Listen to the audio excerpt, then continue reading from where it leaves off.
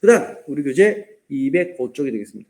이는 천간 무토가 지지를 만났을 때 이야기 됩니다. 이거는 천간 무가 자를 만났을 때, 무가 축을 만났을 때, 무가 인을 만났을 때, 무가 묘를 만났을 때, 무가 진을 만났을 때, 무가 사를 만났을 때, 무가 오를 만났을 때, 무가 미를 만났을 때, 무가 시를 만났을 때, 무가 유를 만났을 때, 무가 수를 만났을 때, 무가 해를 만났을 때 12가지.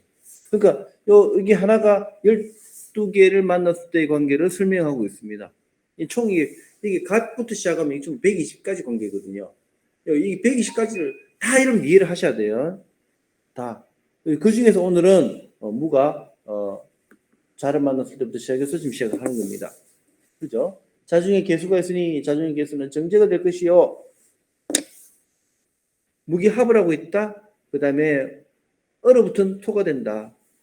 그죠? 얼어붙은 토가 돼버립니다. 무가 자중의 개수와 무기합을 해서 결혼하니까 자기 마누라한테 꼼짝 못하더라. 토가 무력해지기 때문에 무가 있잖아요. 자와 결혼했더니 자중의 개수에서 합을 했더니 무토가 꼼짝 못하더라.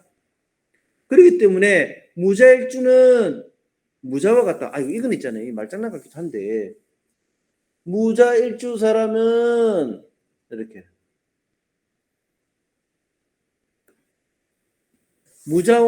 무자인 경우가 많더라. 자식이 없는 경우가 많더라. 이게 소리 무자라고 하는 소리기 때문에 무자식인 것처럼 있잖아. 이런 경우가 많더라는 거예요. 이게 우연의 일치, 우연의 일치. 근데 우리 동양학에서는 있잖아요. 이 말이나 소리 같은 거 있잖아요. 굉장히 조심해서 해야 되는데 우리가 사람 이름을 지을 적에도 이름 잘 지어야 됩니다. 사람 이름 지을 적에도 이 발음 나는 거 있잖아요. 그거를 잘 지어야 되거든요. 발음 나는 거. 그래서 이름은 무자야 그러면 자식 없는 거죠. 이름은 부자야 그러면 부자가 되겠죠. 한때 우리는 그런 말 했잖아요. 강부자가 부자냐 김부자가 부자냐 강부자가 더 부자냐 김부자가 더 부자냐. 예. 그래서 옛날에 우리 어른들 이름 중에 부자라는 이름이 많았었잖아요. 부자. 그 다음에 아들 좀 낳기 위해서 딸이 자꾸 나오니까 딸은 그만 낳고 싶다. 그래서 이번에 낳은 딸은 할 수 없다. 끝수이, 말순이, 끝순이 이렇게 하잖아요. 근데 희한하게 있잖아요. 그 다음에 아들 나와요. 아, 웃기죠. 여러분, 여기 접속하신 분 혹시 성함이 끝순이 손들어 보십시오. 끝순이. 말순이 손들어 보십시오. 말순이. 옛날에 이름 다 그렇게 지었다고요. 그래서 아들 좀 낳고 싶다고 해서 말순이, 말자, 말자. 이렇게. 장남 이름은 주로 무슨지 아세요? 장남 이름에 갑식이. 갑자를 많이 넣었어요. 이름이 갑도 들어가잖아요. 갑이 들어가면 장남이세요? 그러면 있잖아요. 10중 벌금으로 맞다 그래. 장남이래. 을식이라고 해요. 을식이. 을식이는 을중이 이런다고요. 차남이세요? 그러면 차남이라 그래. 병준씨 그러면 세 번째 혹시 세 번째세요? 그러면 예 제가 세 번째입니다. 그러면 그래 희한하게 그렇다니까요. 여러분 무자라는 글자가 소리거리 무자 그러니까 무자식이 되는 거예요. 실제 우리 동양에서 이런 현상이 많이 있는데 여러분 우리가 돼지 있잖아요. 돼지꿈. 돼지꿈을 꾸면 여러분 돈이 많이 생긴다 그래. 돼지 꿈을 꾸면 왜 돈이 생길까? 돼지 꿈을 꾸는데 왜 돈이 생긴다 그럴까? 소리라고 하는 게 우리 한국말에는 그런 미묘한 차이가 있어요. 이게 재밌죠? 이게 한국말의 특색입니다. 그래서 무자라는 이름을 이렇게 지어버리면 이렇다. 그럼 아이 이름 제일 잘 짓고 싶으면 부자를 지으면 된다. 실제 부자 이름을 가지고 가난병이 없어요. 이름도 잘 지어야 돼요. 이름도.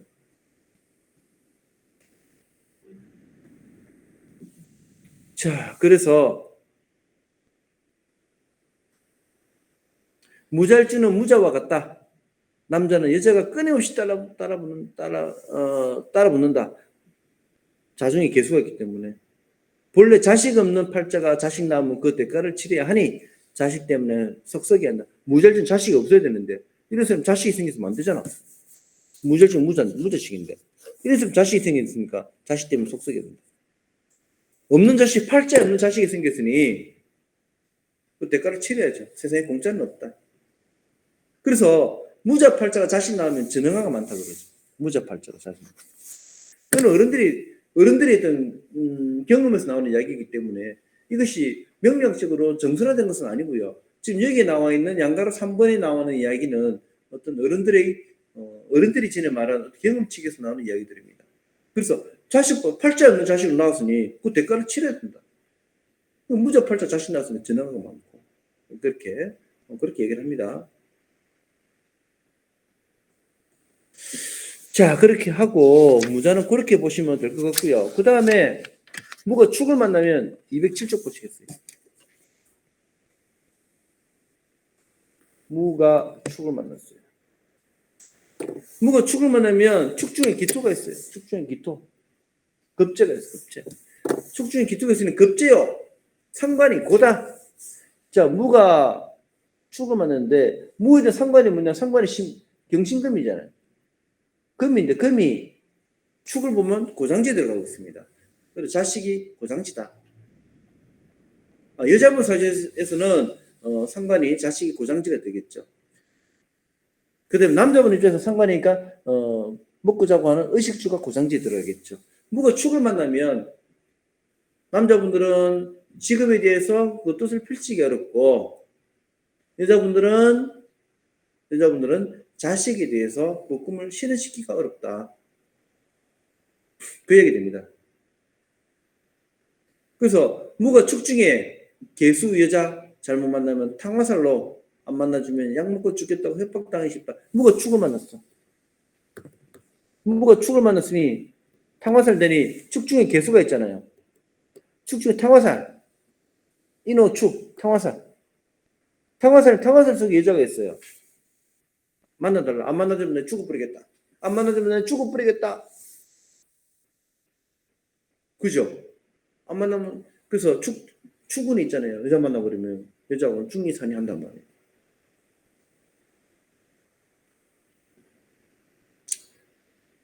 그래서 무가 축중 개수 여자이기 때문에 잘못 만나면 탕화살로서 안 만나주면 약 먹고 죽겠다. 협박당하기 쉽다. 마찬가지입니다. 여자분도 남자 잘못 만나면 있잖아요. 안 만나주면 내 아파트 뛰어내려버린다. 몽땅서 삐삐거리는 애들 있잖아요. 그렇게. 그러나 천을 기인 천하 친구를 만날 수도 있다라고 했습니다. 무가 축을 만나면 천을 기인이죠. 천을 기인 천하, 천을 기인 친구를 만날 수도 있다. 축에 대해서. 여러분 천을 기인에 대해서 전에 말씀드렸을 겁니다. 천을 기인에 대해서 무조건 좋다라고 통변하지 말라고요. 큰일 납니다. 천을 기인이 있다고 해서 사주가 좋아진다거나 천을 기인이 있다고 해서 사주가 맑아진다거나 천을 기인이 있다고 해서 사주가 귀격이 된다거나 큰일 납니다. 그런 통변하지 마십시오. 그리고 천을 기인이라는 거 한마디로 해보시면 됩니다. 천상의 인연을 만난 것뿐이다.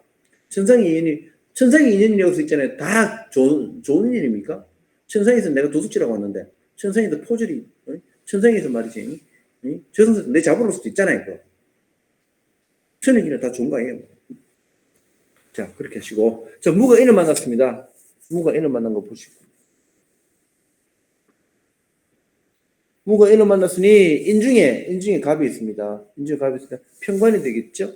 무중에 병화가 또 있으니까 인중에 병화도 있으니 목생화가 되고 화생토가 될 수 있잖아요. 그죠? 그래서 살인 상생이 될 수도 있을 겁니다. 무가 인을 만난 경우에는. 그래서 무인을 만난 경우는 아까 우리 그런 얘기 했었잖아요. 무가 있는데 갑 7살만 있고 인승이 없다면 합격. 무가 있는데 갑 7살에다가 식신상관 경신금이 있다 그러면 이건 기술자로서 준격. 무가 있는데 갑이 있는 가운데 병정이 있다면 살인 상승이 되면 상격. 그래서 합격, 준격, 상격 이렇게 설명드렸었습니다. 그래서 무인일주 같은 경우에는 인중에 갑이라고 하는 살이 있는데 인승까지 같이 겸하고 있어요. 그러면 무인일주 사람은 상격, 준격, 합격이 뭘까요? 무인일주 사람은 자연스럽게 이 사람은 상격이 됩니다. 이 사람이 생활이 상격이거나 그렇지 않으면 대개가 보면 있잖아요. 무인일주 사람들이 생각하는 게 조금 남다른 면이 없잖아 있습니다. 그래서 무인일주 사람들은 종교인들이 만약에 무인일주를 가지고 있다면 이 사람 종교 철학 쪽에서 존경받고 명예를 갖추게 되는 스님이 되겠지요. 학자인 경우도 무인주 사람은 굉장히 덕망 높은 분으로 알려져 있습니다. 그래서 무인일주 사람을 보면 여러분들이 저 사람은 좋겠다 그렇게 생각하시면 됩니다. 자, 그 다음에 이는 탕화이기 때문에 음독 비관이고 약 먹거나 뛰어내리는 것이다 라고 되어 있는데, 그래서 이게 무인에서 인을 만든 인 자체가 탕화살이기 때문에 그래서 음독 비관 이런 것도 하는 경우도 없잖아요. 있을 수 있습니다. 그래서 이런 사람들이 종교 철학 쪽에 심취하는 것이 자신을 지키고 주변을 둘러볼 수 있는 그런 안목이 생기기도 하는데, 이런 고비를 넘기고 나면 큰 사람으로 성장하게 됩니다. 그렇게 해주시기 바랍니다. 그 다음에 탕화와 관련돼 가지고 있잖아요. 무인 같은 경우 때문에 약 먹어라. 너는 자살해야 된다는 탕화의 체면에 쉽게 걸린다. 그러니 무인일주는 약 먹으면 잘 죽지 않는다. 그러나 뛰어내려가 매달리면 그만이다. 어쩌도 돼 있는데 어쨌든 탕화와 관련된 얘기를 하고 있습니다. 무인은 신을 만나는 것을 아주 그렇게 한다. 신을 만나면 이는 갖다 충하기 때문에, 그래서 파충이면 어징이다 했으니 안 된다. 무인일주는 살인상생이라 권력이나 공사지향이다. 독선 아집이 강하다. 무인일주 사람들이 살인상생이기 때문에 권력지향적이나 공사지향입니다. 그렇지만 독선과 아집이 있다는 것이 좀 흠이다. 여자가 만약에 무인일주를 가지고 있으면 이거는 중년에 이혼하는 경우가 많아요. 일찍 인목이 안방을 찾으러 온다. 그러니까 칠살이 들어오라 하니까 서방을 바꾸게 된다 이거죠. 그래서 무인일주 여성분들은 본 남편과는 해로하기가 사실 힘들다라고 우리가 얘기를 합니다. 이거는 상당히 좀 잘 맞는 이론인데 좀 조심해야 되겠죠. 우리가 남의 그 개인 남녀 간의 관계를 우리가 학문적인 측면에서 공부하는 차원에서는 우리가 이렇게 다뤄볼 범칙하지만, 실제 우리가 통변을 한다거나 손님을 내방이었을 때 상담을 하는 경우에는 남녀 간의 애정상 문제는 조심스럽게 다뤄야 됩니다. 그 다음에 무인은 대한민국을 가빈으로 배치한다면 나라의 칠살 대권이 된다. 오행조화가 잘 짜이고 있어서 오행조화가 잘 짜이고 일찍이 태평천을 이루고 꿈꾸고 준비하면 푸른 기업집의 주인이 될 수 있는 인연이 있는 것이다. 모든 공은 준비한 자의 것이다. 라고 해서 무인과 관련된 이야기를 하고 있는데, 여러분 무인일주의 대표적인 대통령이 누구죠? 노무현 대통령이 되겠습니다. 무인일주의 대통령은 노무현 대통령. 또 누가 있죠? 박근혜 대통령도 무인일주입니다. 됐습니까? 그러면 오늘 제가 말씀드린 이 내용들을 가지고 공부하신다면 무인일주 특성들이 사실은 노무현 대통령과 박근혜 대통령의 이야기가 사실은 다 나와버렸습니다. 제가 뭐 얘기할 필요가 없습니다. 다 나와버렸습니다. 좀 가슴 아픈 역사가 있고 가슴 아픈 사연들이 남아있지만 무인일주 특성은 어쩔 수 없는 그런 이야기로 치달하고 있습니다. 그것이 사주명리학입니다. 시간이 어중간한데 무가 묘를 보는 데까지는 하고 마치도록 하겠습니다. 무가 묘를 만나면 이건 정관이 됩니다. 무가 묘를 만나는 것은 정관이 된다.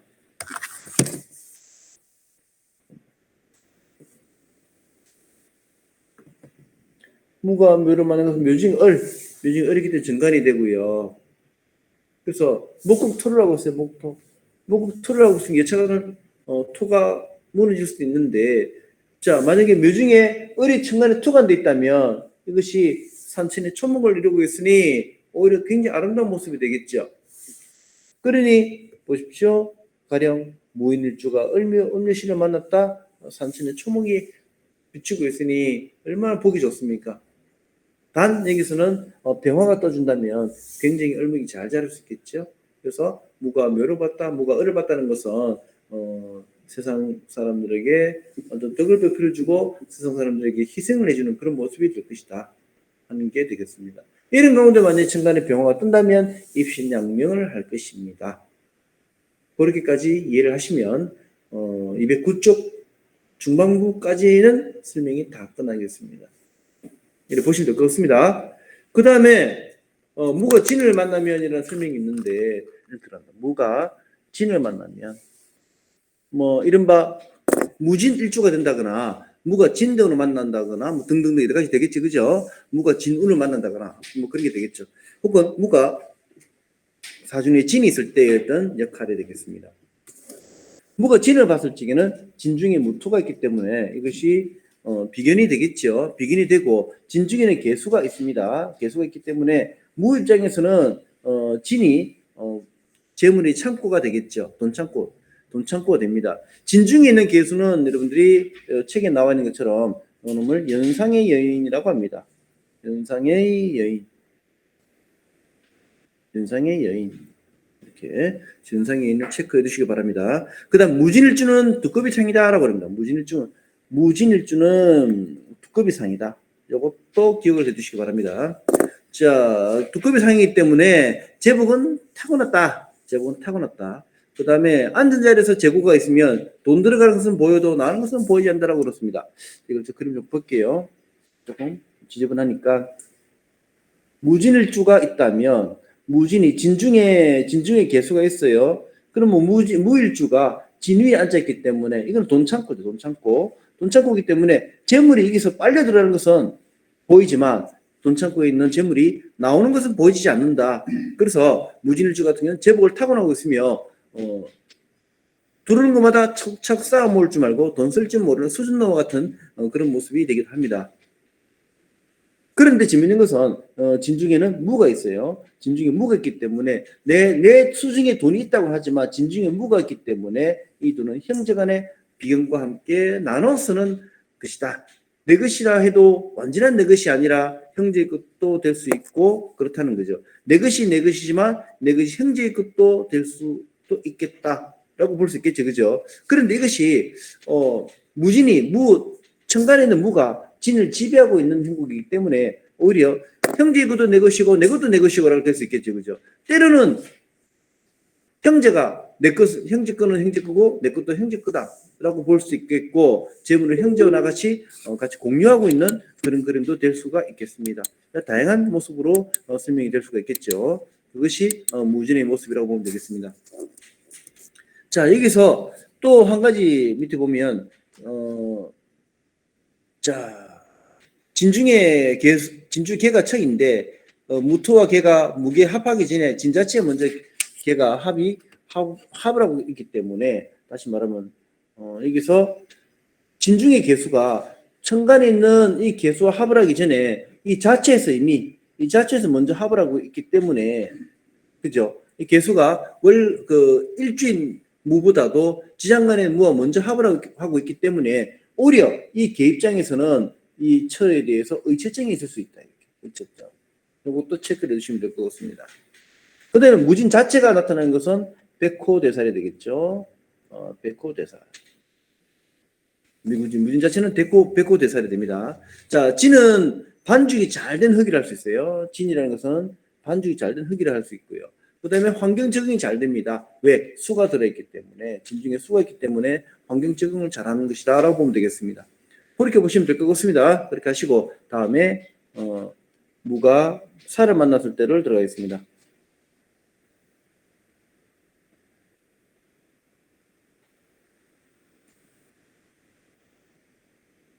무가 사를 만났을 적에는 무사일주라는 없겠죠. 그죠? 무사일주는 없습니다. 그렇지 무가 사대로 만났거나 무가 있는 가운데 중에 사가 있다거나 무가 세운을 만났을 때를 나타내고 있습니다. 사가 와서 사중의 병화가 물을 생조해 준다면 천간에 떠 있는 무토는 조토가 되겠죠. 조토가 된다는 것은 이 흙이라고 하는 무토라는 흙이 사라고 하는 그 화기로서 무토를 달궈주고 있으니 이게 무자치는 잘 구워진 그릇이 되겠죠. 그죠? 자, 병은 169, 275, 380, 450, 50토라고 했을 때 27화가 됩니다. 27화가 되니 소위 말하는 7,000도를 구워준 흙이 되니까 무토는 좋은 소리가 나겠죠. 그래서 이것은 그릇이 된다라고 하면 되겠습니다. 7,000도가 되는 불기로서 흙을 구워주고 있으니 이것은 좋은 그릇이 된다. 잘 구워진 그릇이 된다라고 보면 되겠습니다. 그렇게 보시고 그 다음에 참고로 여러분 211쪽을 보시면 무자일주가 나오겠네요. 지금 무사를 하고 있는데 갑자기 무자가 나와버렸어요. 나중에 나오겠지만 무자일주 같은 경우는 정사운에서 음지가 양지입니다. 정사운에서 자는 음이 되겠지만 사는 양이 되겠죠. 그죠? 자, 그래서 무자 자체는 음이 되겠지만 사가 양이 되니까 이 자체가 무가 양지가 음지로 바뀌고 있으니 양지로 음지로 바뀌고 있다. 그러니까 자중에 있는 개수 이 처가 자중에 있는 개수 처가 양을 만났으니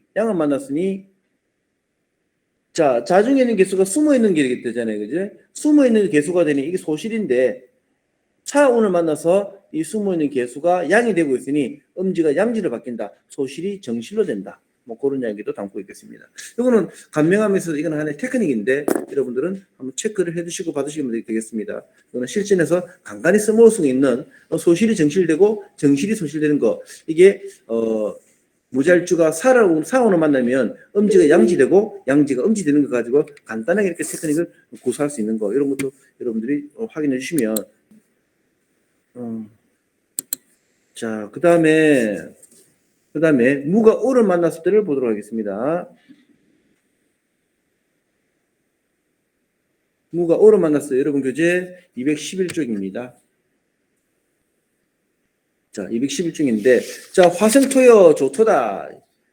오중에 정화가 있으니 화생토를 했으니까 흙은 이 조토가 마른 건조한 흙이 됩니다. 자, 그래서 화토중탁이다. 그래서 화생토를 해주니까 이것이 탁하게 된다 하는 그런 얘기를 하고 있겠죠. 나쁜 것과 좋은 것 차이는 종이 한 장 차이다라고 되어 있고요.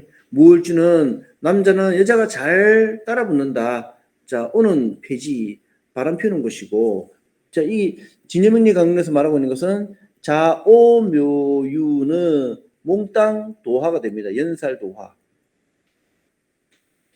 이거는 사도책경에서도 마찬가지로 얘기하고 있는데 대략적으로 인신사해는 지살 혹은 역마라고 얘기를 합니다. 역마. 그 다음에 진술충미는 화계라고 얘기를 합니다.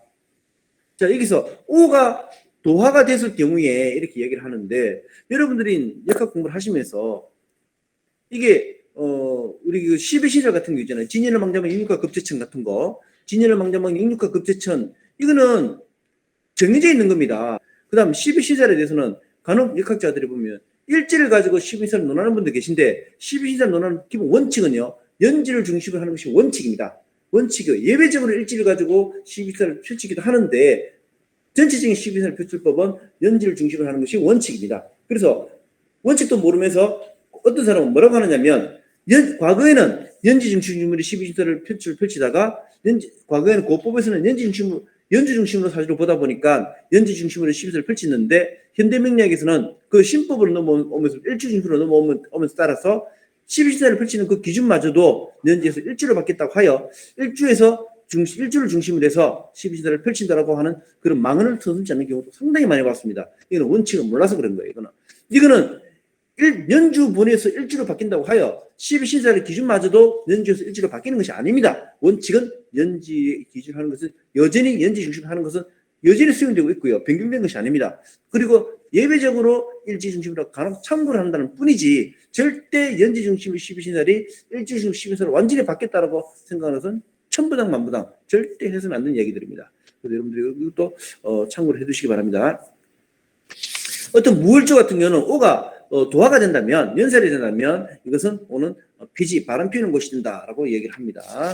자, 그렇기 때문에 무을지는 대략적으로 바람 좀 많이 피운다라고 얘기를 하긴 하죠. 그 다음에 여러분 이제 212쪽 보시겠습니다. 212쪽 보시면 무일주가 나와요. 이번 무을주는 오중에 정화가 있어서 첨간을 해서 화생토를 했으니까 무토가 메말라 버립니다. 무토가 메말라 버리니 이것은 머리가 빠진다라고 이렇게 얘기하겠죠. 그럼 반대로 무절주 같은 경우는 이게 자중에 수가 있으니 이게 무토가 수분을 머금고 있다 이거죠. 무토가 수분을 머금고 있으니 머리카락이 많겠고 무 같은 경우는 화기가 상승하니까 머리카락이 많이 타고 없을 것이다라고 얘기를 합니다. 그래서 무을주 같은 경우는 머리숱이 적고 무잘주는 머리숱이 많다라는 그런 통변도 가능하겠죠. 자, 그 다음에 무을주 같은 경우는 우리가 또 우스갯소리로 말하지만 머리가 이마가 넓으신 분은 정력이 세다라고 얘기를 하잖아요. 그죠? 그래서 무을주 같은 경우는 머리가 머리숱이 없고 머리가 벗겨진 분이 많기 때문에 정력가로 대머리가 많다라고 얘기를 하는데 무을주라고 해서 무조건 정력가라고 단정하기는 그렇고 대머리가 많은 건 좀 맞긴 맞는 것 같아요. 그렇지만 이것이 뭐 대머리라고 해서 무조건 정력가라고 하시면 이거는 조금 곤란하지 않을까 싶습니다. 글쎄 정력가의 통계를 어떤 근거로 하는지 모르겠는데 여러분들 있잖아요. 바람 많이 피우는 것과 정력이 센 거는 별개 문제입니다. 여러분 아시죠? 그죠? 여러분 다 성인이시니까 바람 많이 피우는 거하고 정력이 센 거하고는 별개입니다. 정력도 없으면서 뭐 바람 피우는 사람도 있고요. 아이고 이런 얘기 왜 하는지 모르겠네. 그만하겠습니다. 예. 어쨌든 무오일주는 이렇게 저렇게 여러분 212쪽 양가로 3번 무오일주는 어쩌고 되는 얘기를 알아서 읽으십시오. 저는 모르겠습니다.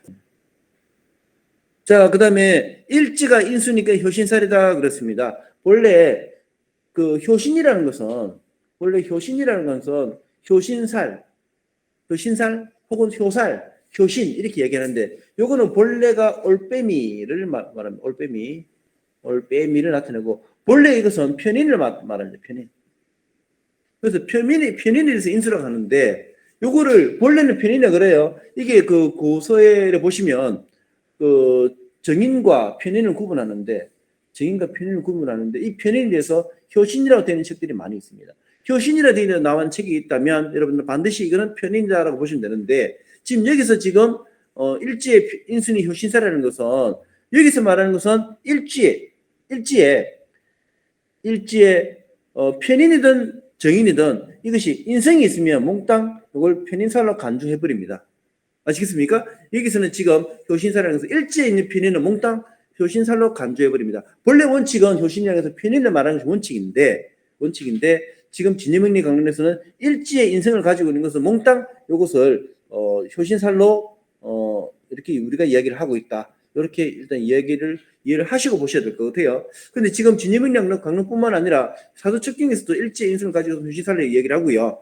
많은 우리나라 역학자들이 대다수의 사람들이 일지의 인성을 가지고 있으면 이걸 몽땅 효신살이라고 얘기를 합니다. 우리는 역학자들이 대부분이 그런 얘기하고 있습니다. 그렇지만 원칙은 효신은 편인만이 효신입니다. 이게 원칙. 이게 원칙인데 지금 예외적으로 이게 다수설. 예외적으로 일지의 인성이 효신살이라는 것이 많은 사람들이 말하고 있는 것들입니다. 그렇지 여러분들은 일지가 아니라 여러분들이 효신만이 효신이 된다는 거 아니지 편인만이 효신이 된다는 거 그거는 여러분들이 꼭 기억을 해두시기 바랍니다. 그다음 오화가 있으면 사진발 잘 보고 스크린 잘 나타납니다. 자 이거는 오라고 하는 것은 라이트잖아 라이트 빛. 그렇기 때문에 사주내에 특히 일지에 오가 있다는 것은 사진발이 잘 받는다라고 얘기를 합니다. 사진발 잘 받고 스크린 잘 나타난다 그렇게 설명하고 있습니다. 자 그다음에 무가 미를 만납니다. 무가 미를 만납니다.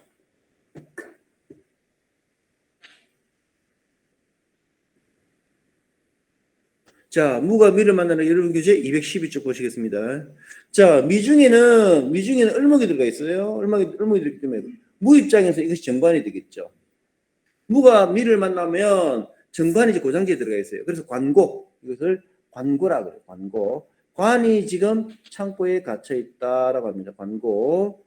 자, 그러니까 이것은 미 중에 정화가 있고 이렇기 때문에 미 중에 정화가 무토로 생겨진다면 이 무토는 조토가 되어버리겠죠. 조토는 농사를 지을 수 있는 땅이 아닙니다. 여러분 저기 농사 지으려 그러면 땅을 항상 축축해야 됩니다. 밭도 밭농사 마찬가지. 물이 많이 차 있어야지. 그래서 무자가 돼야지 농사가 가능하겠죠. 무자는 농사가 가능하겠지만 그 다음에 뭐 여러분 저기 기축 같은 거 있잖아요. 기축 같은 경우는 농농사 가능할까요? 농농사가 안 됩니다. 기축 같은 건 농농사가 되지 않고 밭농사가 되겠죠. 무자는 농농사가 되겠고요. 왜냐하면 축이라는 것은 이게 자갈이 많은 흙을 나타냅니다. 자갈이 많은 흙이기 때문에 여기서 물을 넣어버리면 물이 송송송 다 빠져버립니다. 다 빠져버리기 때문에 기축에서는 농사를 지을 수가 없어요. 그냥 밭농사를 지어야 됩니다. 이게 역학에 있어서 이런 통변하면서 있잖아요. 농사를 밭농사를 할 때 전부 다 똑같이 통념되면서 우리가 쓸 수 있는 내용들이 됩니다. 조토이기 때문에 자신 농사, 남편 농사가 안 된다라고 해서 자신 농사가 안 된다 이거죠. 무가 미를 만나버리면 그래서 이거는 스님 팔자로 봐라라고 얘기를 합니다. 조토는 물 막는 데는 좋다. 물을 막는 데는 좋지만 농사를 짓는 데는 곤란하다. 그렇게 보시면 될 것 같아요. 자, 그 다음에 조토와 습토를 나누는데, 조토와 습토를 나누는데, 자, 조토는 미와 수를 조토라고 그러고요. 습토는 축과 진을 습토라고 얘기를 합니다. 자, 그래서 되게 미와 수는 조토라고 그러고 축과 진은 습토라고 하는데 또 어떤 책에서는 다르게 말하는 곳이 있어요. 다른 책에서는 미토와 진토가 조토고 축토와 술토가 습토라고 말하는 곳도 있습니다. 요놈이 습토다.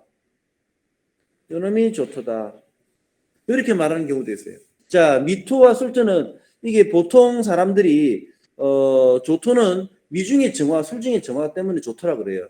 근데 습토라는 것은 축중의 개수와 진중의 개수 때문에 습토라고 흔히들 이야기를 합니다. 그래서 이렇게 말하는 건 다수적 의견들입니다.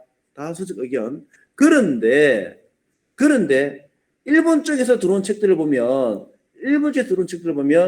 미토와 진토는 조토고 축토와 습토는 습토로 가는데 미토는 여름에 해당되고요. 진은 봄이 되잖아요. 그리고 진은 봄토고 미는 여름토다. 그 다음 축은 겨울토가 되고요. 술은 가을토가 된다. 그렇기 때문에 여름과 봄의 흙은 메마르다. 그래서 조토. 그 다음에 축토와 술토는 겨울과 가을의 흙이기 때문에 습토로 본다라고 해서 이렇게 주장하시는 분도 계십니다. 그래서 여러분들이 그럴싸하게 들린다라고 생각하시면 되는 것이고 실제 여러분들이 통변을 하면서 있을 적에는 좌측에 있는 이 방식을 선택하시기 바랍니다. 좌측에 있는 미토와 술토가 조토고 축토와 진토가 습토라고 이렇게 보시면 될 것 같아요. 됐습니까? 그렇게 보시고 지금 여기 있는 좌측에 있는 방식은 일반적인 방식이고요. 일반적인 방식이고 오른쪽에 있는 방식은 월지에 있을 때 보는 방식이 되겠습니다. 이는 조후를 감안한 그런 방식이 됩니다. 그래서 이런 설도 있다라는 것도 여러분들이 알아두시면 될 것 같습니다. 자, 그 다음에 지금 212쪽 맨 아래 보시면 천간의 무와 기는 지지에 의해서 조토나 습토가 이게 결정이 된다라고 얘기를 합니다. 그래서 무토는 조토고 기토는 습토라고 이렇게 무와 기 이 자체만으로 단정짓는 것은 곤란하고 지지가 어떤 글자가 있느냐에 따라서 습토인지 조토인지 이렇게 판정을 하시라 이렇게 얘기를 하고 있습니다. 보통 정리하시는 분들은 무토는 조토고 기토는 습토라고 많이 얘기를 합니다. 왜 무는 양토고 왜 무는 조토고 기는 습토라고 하느냐면 무는 양토니까 양이니까 조토라고 그러고 그러면 기는 음토니까 이거 습토다 이렇게 얘기를 합니다. 그렇게 따질 것 같으면 만약 그렇게 따질 것 같으면 술과 진은 양토기 때문에 이거는 조토가 되고 미와 축은 음토기 때문에 습토가 되는 해가망치간 이론이 되고 맙니다. 그래서 그렇죠. 그렇기 때문에 무는 양이기 때문에 양토고 기는 음이기 때문에 습토라는 그런 이야기는 하시면 안 됩니다. 안 되고 이건 제가 완벽하게 정리해 드렸으니까 이렇게 이해해 주시고 지금 칠판에 보시면 왼쪽의 방식이 일반적인 방식이고 그리고 일반적인 방식이고 그리고 이것이 가장 합리적인 방식이고 오른쪽에 있는 방식은 월지를 중심으로 조와 관련된 이야기 방식이 되겠습니다. 자, 오른쪽에 있는 방식이 뭐냐면 아부테산 전집에 나오는 방식입니다. 됐습니까? 이렇게 정리하시면 되겠습니다. 여러분들 이런 설 저런 설 다 이렇게 이해를 하시면 될 것 같습니다. 무가 신을 만났네요. 무가 신을 만났다. 무신일주가 될 수도 있고요. 무가 신대원을 만났다고 될 수 있고 무가 신세원을 만났다고 될 수 있겠죠. 자, 그러면 토생금을 하기 때문에 식신이다라고 얘기했죠. 자, 이게 무가 신을 만났는데 자, 이게 신중에 경금이 있어요. 신중에 경금이 있으니 토가 토생금으로 빠져버렸어. 토생금 빠져버리면 무가 지금 이게 기름기가 빠져버렸다 이거죠. 기름기가 빠져버렸으니 이것이 허토가 돼버린다. 그러니까 무신 같은 경우 이래 볼까요? 이래 보면 이게 신중에 경금이 있으니 토생금으로 빠져버렸잖아요. 그러니까 무에 있는 기름기가 다 빠져버렸어요. 무에 있는 좋은 영양물이 다 빠져버렸으니 무는 모래와 같은 그런 흙이 돼버린다. 그래서 농지로서는 부적합한 흙이 돼버린다라고 얘기를 하는 겁니다. 그래서 허토다라고 얘기를 하고 있습니다. 무신과 기운은 위에는 땅이고 밑에는 쇠나 돌 이렇게 얇은 흙이니까 지층이 얇아서 그 박토가 되기도 한다. 그렇게 얘기를 합니다. 자, 어쨌든 무신이 되는 경우는, 혹은 무일주가 신대원을 만난다거나 무일주가 신운을 만나게 된다면, 내가 토생금을 해버리고 신중에 있는 경금으로 토생금을 해버리다니 무자치 기세가 빠져버리겠죠. 기세가 빠져버립니다. 기세가 빠져버리니 무자체가 자기 주관이 사라져버리고 흔들리게 되니까 이 사람들은 이상한 종기에 빠지기 쉽고 누군가에 지나치게 의존해버리고 의존적이 되어버리면서 자기 주관이 없고 독립심이 결여된 사람이 되고 맙니다. 우리 역을 한다는 것은 우리가 하늘에 있는 천문을 읽어서 천문을 읽어서 내방객들에게 길을 알려주겠습니다. 내방객들에게 길을 알려주는데, 이것을 우리가 역이라고 하는데, 역을 통해서 우리가 어떻게 앞으로 변화된 과정들을 이렇게 미리 알려주는데, 여기서 지나치게 자기 자신에 대한 주관이 없고 운명을 계측하고자 하는 마음이 없는 사람들 있잖아요. 유행을 바라는 사람들 많이 있어요. 역을 공부한다는 것은 이렇게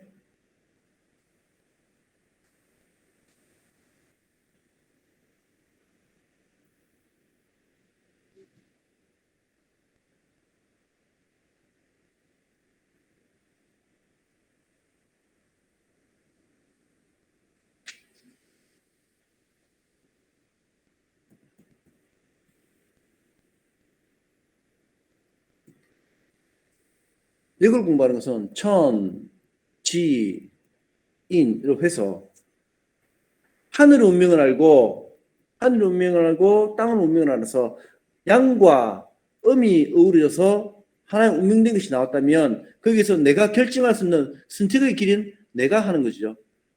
음과 양이라는 운명에도 정해진 것이 있는 반면에 내가 선택할 수 있는 여지를 항상 가지고 있는 것이 운명입니다. 그래서 이 마지막에 나와 있는 인이라고 하는 이 요소는 내가 개운할 수 있는 요소를 나타내는 것인데, 내가 개운하고자 하는 그런 의지적인 마음이 없고 지나치게 역학이라든지 종교에 지나치게 빠지는 분들이 있어요. 이런 분들은 운명을 계측하고자 하는 마음이 있는 것이 아니라 다른 사람에게 너무 의존적으로 하기 때문에 일지에 식상을 두고 있는 사람들은 심각한 경우가 많아요. 이런 사람들은 쉽게 종교나 철학이나 너무 지나치게 빠져버립니다. 근데 운명이라는 것은 우리에게 주어진 것도 있는 반면에 우리가 계측할 수 있는 길도 분명히 하늘에서 우리에게 선택의 길을 주었습니다. 그럼에도 불구하고 이 사람들은 내 스스로 계측하겠다는 의지보다는 내가 주어진 운명에 또 다른 삶을 나에게 여행을 바라면서 나에게 또 다른 삶이 펼쳐질 것이라고 기대만 하는 사람들이 있어요. 그런 사람들이 일제히 식상이 많이 있는 사람들이 그런 생각을 많이 합니다. 지나치게 사주대로 살려고 하지 마시고 사주에서 나 비춰지고 있는 나의 운명적 요소가 나와 있으면 그것을 극복하고자 하는 그런 마음의 의지가 필요합니다. 극복하려고 하고 그것을 계측하려고 하는 마음의 의지가 분명히 필요한 것입니다. 제가 여러분들에게 명량을 가르치는 것은, 명량에서 운명은 결정적인 것도 있겠지만 우리가 가변적으로 우리가 변화시키고 발전시킬 수 있는 것도 분명히 있다는 것을 여러분께 말씀드리면서, 여러분들 운명이라는 것은 우리가 실천의지만 있다면 운명은 충분히 변경할 수 있고 바꿔 나갈 수 있다는 겁니다. 거기에 대한 대안적 요소로 여러분께 제시했던 것이 사계단법과 진여 비결이 되는 거죠. 사계단법과 진여 비결을 여러분께 제시하는 것은 운명이 우리에게 던져진 메시지에 따른 결정적인 것도 있겠지만 우리가 가변할 수 있는, 변화시킬 수 있는 요소도 있기 때문에 그런 것들을 충분히 고려해서 우리가 살아가자고 하는 것이고, 역학을 공부하시는 분들은 내방객들에게 주어진 운명을 설명하면서 그 운명을 극복할 수 있는 대안적 요소가 있다면 그 대안적 요소를 열어주는 사람들이 진정한 역학자가 되는 것입니다. 역술인들은 반드시 대안적 요소로서 계측할 수 있고 운명은 자기 의지에 따라서 실천의지만 있다면 언제든지 얼마든지 변경할 수 있다는 그런 요소들을 내방객들에게 많이 안내해 주시는 것이 여러분 참 역학에는 길을 알 것이라고 보입니다. 자, 이제 무신일지 또 나오고 있는데, 무신일지 고란산이라고 하거든요. 고란산이 뭐 어떤 게 있을까요? 갑인일주, 정사일주, 신일주, 무신일주, 기후일주, 병월주, 임자일주, 을사일주, 무일주가 고란산이 되겠죠. 다 받아 적으셨죠? 갑인일주, 정사일주, 신일주. 제가 있잖아요. 우리 컴퓨터 화면에 비치는 그 칠판으로 쓰기 때문에 글자가 아주 이상이 날아갑니다. 제가 이렇게 악필인 사람이 아닙니다. 이해해 주시기 바랍니다. 무신, 그 다음에 기후, 병호, 임자, 을사, 무호. 이게 고란살입니다. 고란살은요, 외롭다는 사람입니다. 나 외로워. 선생님, 저 외로워요. 오빠, 내 외로워. 언니, 내 외로워. 누나, 내 외로워요. 형, 내 외로워. 예, 외롭다는 사람들. 예, 이런 사람. 외롭다 하면서 이런 사람들이 무슨 생각을 가지고 있냐면, 정작에 본인은 독신주의를 가지고 있는 사람도 많이 있습니다. 갑인일주 독신주의, 정사일주 독신주의, 신일주 독신주의, 무신일주 독신주의, 기일주 독신주의, 병월일주 독신주의, 임자일주 독신주의, 을사일주 독신주의, 무일주 독신주의. 이런 사람들 있잖아요. 결혼해라 그러면 남자한테 혹은 여자한테 이게 매이는 것을 싫어를 합니다. 이런 사람도 있고요. 외롭다. 그래서 여자라면 고란살이 있으니까 이제 시집가 그러면 나 시집 안 갈래. 옛날에 그런 노래도 있었잖아요. 얘야 시집 가거라. 얼마나 시집을 안 갔으면 그런 노래가 다 나왔겠습니까? 정혜리가 불렀나? 모르겠는데. 제 기억에 맞다면 정혜리라는 가수 불렀던 것 같습니다. 아마 그 시집 안 가는 그 사람이 아마 고란살을 주지 않았을까.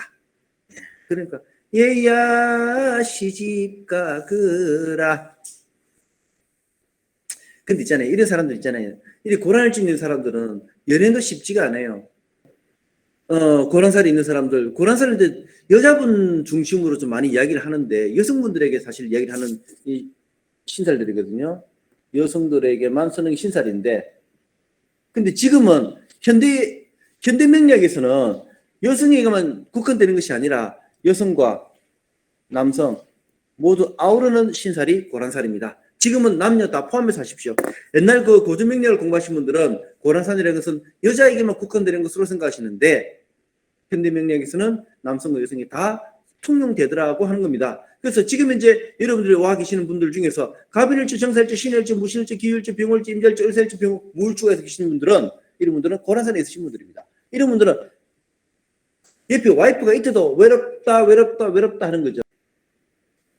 그러니 여성분도 마찬가지 고란살 같은 그렇게 하고 있으니까 총각들아 고란살 일주는 길들이기 힘드니까 마누라 삼지 마라. 그래서 여러분들이 장가를 갈 때 남자분들 있잖아요. 고란살 일주 여성 만나지 마십시오. 고란살 일주를 만나면 있잖아요. 새빠지게 잘해줘도 있잖아요. 나한테 해준 게 뭐가 있니? 나한테 해준 게 뭐가 있니? 내가 외롭다. 니 때문에 니 살아가. 니 나한테 해준 게 뭐가 있니? 외롭다 그런다고요. 그래서 고란살 일주 여성분들한테는 남자가 있잖아요. 제 아무리 잘해줘도 자기 딴에 한다고 하는데 여성분들이 마음에 안 들어. 예. 혹시 여기서 갑인정사 신의 무신, 기후, 병호, 임자, 을사, 무호 여기에 해당되는 여성분이 계시다면 여성분들은 남편분에게 반성하시기 바랍니다. 예, 반성하시기 바랍니다. 그다음 이 일주에 남성분이 계시다면 사모님들에게 반성하시기 바랍니다. 사모딸은 잘한다고 하는데 남자분들이 사모한테 대접 못 받는다 생각하는 거예요. 실제는 그렇지 않으니까 여러분들이 반성하시기 바랍니다.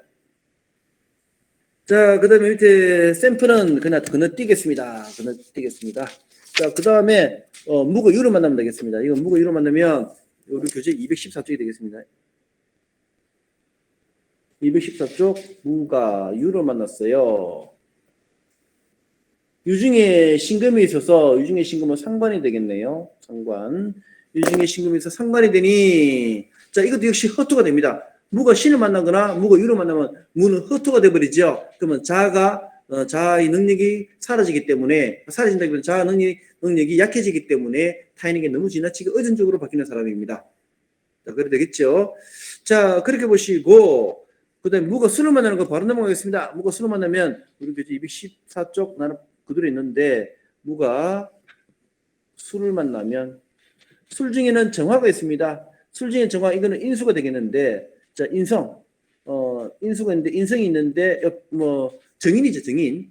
제가 정인을 쓰겠습니다. 잠시만요.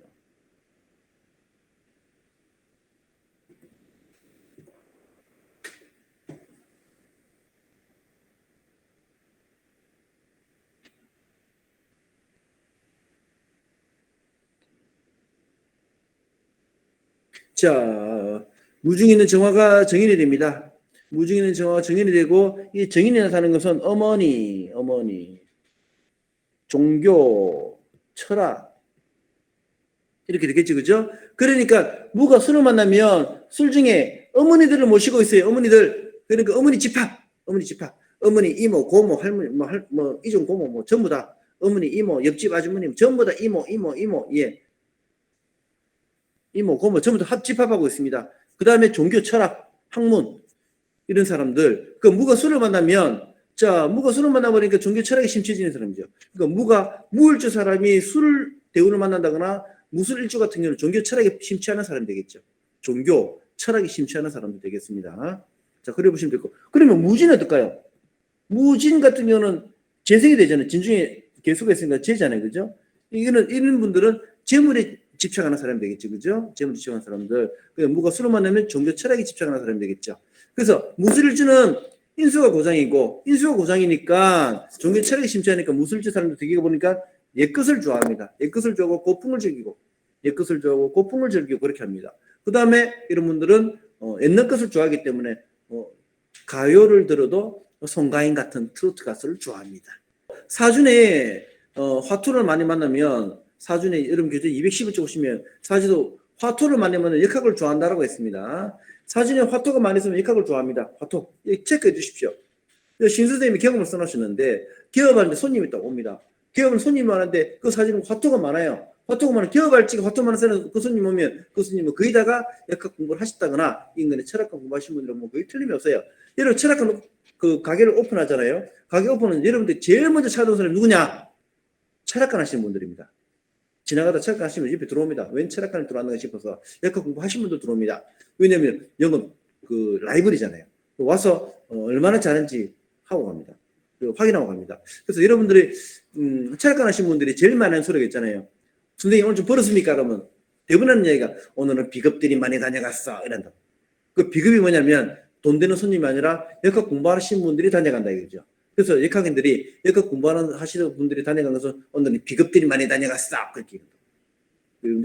그래서 개업할지 화투가 많은 사람이 찾아온다면 그 사람들은 역학에 심취가 많은 사람이다 그렇게 보시면 될 것 같습니다. 다들 쉬셨습니까? 예.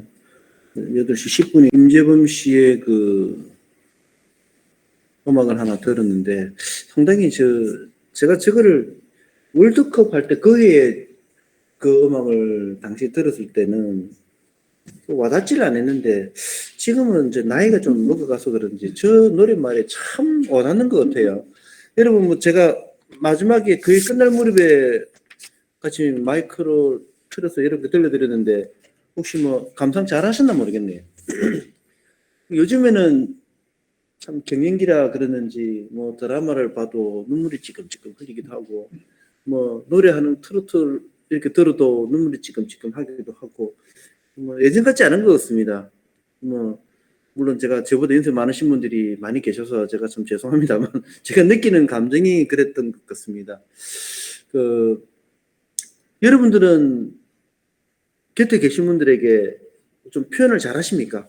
뭐 남편분에게 혹은 사모분들에게 뭐 사랑합니다라는 표현을 한다거나 안 그러면 뭐 자녀분에게 사랑한다거나 부모님에게 사랑합니다라는 표현을 잘 하시는 건 모르겠습니다. 요즘은 제가 느끼는 것은 우리가 떠나기 전에 이 세상을 떠나기 전에는 내 마음을 이렇게 많이 표현을 하는 것도 중요하다는 생각이 드는 것 같아요. 표현을 많이 하십시오. 사랑하면 사랑한다라고. 사랑이 좀 그러면 좋아하면 좋아한다라고. 좋아한다는 표현보다 사랑한다는 표현을 많이 하십시오. 좋아한다와 사랑한다는 어떻게 다르냐면 한마디로 예를 들어 드릴게요. 고양이가 생선을 사랑합니까? 좋아합니까? 고양이는 생선을 사랑하지 않습니다. 고양이는 생선을 좋아합니다. 제가 여러분들을 좋아한다 그러면 여러분과 저는 고양이와 생선의 관계입니다. 그래서 저는 여러분을 사랑합니다. 오히려 좋아한다는 것보다 사랑한다는 게 좋지 않습니까? 그래서 여러분들은 친구들에게 사랑한다라고 얘기를 해야지. 네 좋아한다라고 그러면 잡아먹을 고양이처럼. 그러니까 사랑합니다라고 표현하시기 바랍니다. 옛날에 저도 들은 이야기인데 70이 넘은 어느 노인이 장가간 아들에게 전화를 한 통 했답니다. 전화를 딱 거니까 아들이 무슨 일이세요? 아버지 전화 왜 하셨어요? 그러더래요. 그래서 아버지가 아니야 무슨 일이 있기는. 그러니까 아들이 근데 왜 전화하셨어요? 그러니까 아버지가 아니야 다른 게 아니고 사실은 내가 너를 사랑한다고 그랬대요 아버지가. 그러니까 아들이 뭐라고요? 아버지 지금 뭐라고 그러셨어요? 이랬어요. 그러니까 아버지가 내가 너를 사랑하는데 말이야. 그랬더니 아들이 아무 대답이 없더래요. 그래서 아버지가 미안하다. 미안한 게 많아. 하고 끊었더래요. 그러고 나서 3시간이 지난 이후에 그 며느리로부터 전화가 왔더랍니다. 아버님, 제 남편 뭐라고 그러셨어요? 뭐라고 하셨길래 저렇게 방에 들어가서 1시간째 울고 있어요. 뭐라고 하셨어요? 하더래요. 저는 처음에 그 이야기 듣고 참 많은 생각을 했었습니다. 나는 내 부모님에게 사랑합니다는 말을 한 적이 있는가? 부모님은 저에게 사랑한다는 표현을 저한테 많이 했던 것 같은데 저는 우리 부모님에게 사랑합니다는 말을 한 적이 있는가? 그리고 제가 제 아이에게 사랑한다는 표현을 지금도 하고 있는 거네. 그죠? 예. 여러분들도 자녀분에게 있잖아요. 질타와 나무람보다도 사랑한다는 말씀 한번 해보시기 바랍니다. 오늘 이 스타디가 끝나고 나면 자녀분에게 사랑한다. 그죠? 에피게팅 도반들에게 사랑합니다라는 말 한번 이렇게 표현 한번 해보시기 바랍니다. 이는 표현을 통해서 우리 관계 회복이 필요한 겁니다. 저는 우리 아이에게 제일 자주 하는 말이 그런 게 있습니다. 고마워. 네가 내 딸이라서 고마워. 저는 그런 말을 곧잘 합니다.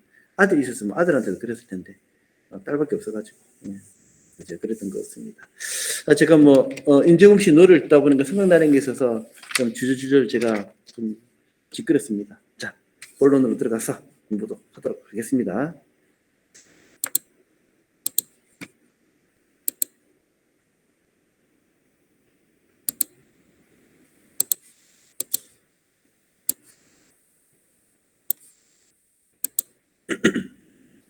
자, 무가 해를 만나면 면이 되겠죠.